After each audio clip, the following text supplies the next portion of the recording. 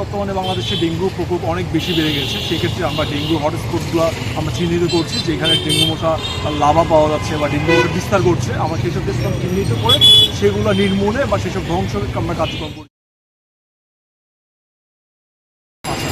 আমরা ব্র্যাক স্বাস্থ্য কর্মসূচি, জলবায়ু পরিবর্তন এবং স্বাস্থ্য প্রকল্পের আওতায় আজকে আমরা ফেনীতে ট্রেনিং ক্যাম্পেইন এবং অ্যাডভোকেসি ক্যাম্পেইন পরিচালনা করছি।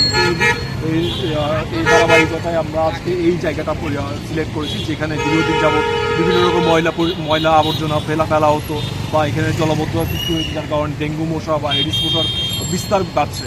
আমরা জানি বর্তমানে বাংলাদেশে ডেঙ্গু প্রকোপ অনেক বেশি বেড়ে গেছে। সেক্ষেত্রে আমরা ডেঙ্গু হটস্পটগুলো আমরা চিহ্নিত করছি, যেখানে ডেঙ্গু মশা লাভা পাওয়া যাচ্ছে বা ডেঙ্গু বিস্তার করছে। আমরা সেসব স্থান চিহ্নিত করে সেগুলো নির্মূলে বা সেসব ধ্বংসের আমরা কার্যক্রম পরিচালনা করছি, ক্লিনিক ক্যাম্পেইন করছি। এই সাথে আমাদের সবচেয়ে গুরুত্বপূর্ণ যে লক্ষ্যটি হচ্ছে সেটি হচ্ছে জনসচেতনতা বৃদ্ধি করা।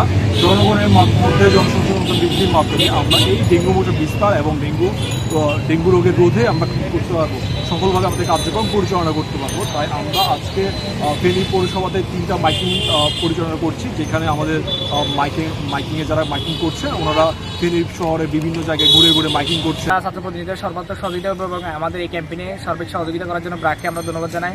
এবং সামনে আমরা কোনো কাজ করলে আমরা আশা রাখি বিভিন্ন এনজিওগুলো আমাদের সাথে সমন্বয় করবে এবং আমাদেরকে পৌরসভা সহযোগিতা করবে। ধন্যবাদ।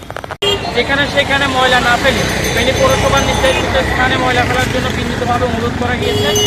আর আজকের এই আয়োজন মূলত হচ্ছে ফেনী পৌরসভার পক্ষ থেকে এবং ব্র্যাকের সার্বিক সহযোগিতায় ফেনীর পৌরসভার যারা ছাত্র প্রতিনিধি আছে এবং ফেনী পৌরসভার পরিচ্ছন্ন কর্মী যারা আছে তাদের আয়োজনে হচ্ছে।